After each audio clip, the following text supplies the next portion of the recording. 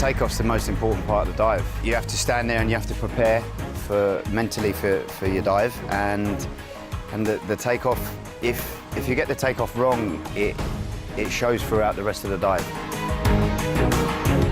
Takeoff, it's first of all, it's start. Yeah, it's your start, and we have in Russia, like in diving school, like speech, how you start, you have the same finish. The takeoff from 27 meters is very difficult because you have to be careful about the speed. Like some dives you need to throw with maximum power, and some dives you need to do it a little bit slower and show a lot of control. But also the takeoff is about power, and that comes from strength and speed training, and also comes from technique training. So there's a lot of interesting components that come together to make a powerful takeoff.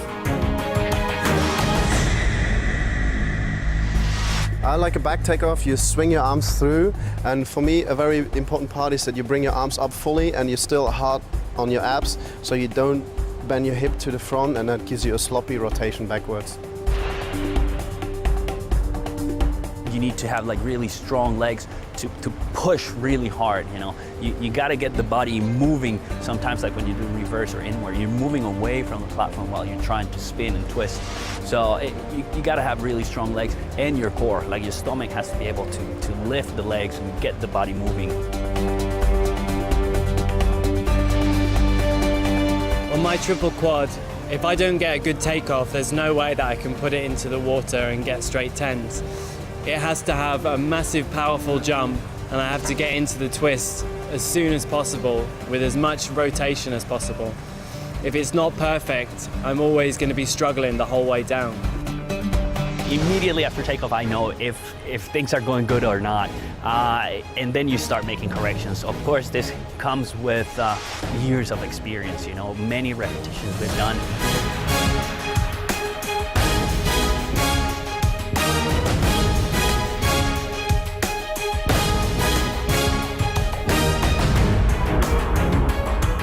Once you're up in the handstand and you're holding a balance, that's when the mind starts going, you know, and then you look down and you've got your hands on the platform and you look straight down and you've got 27, 28 meters down to the water.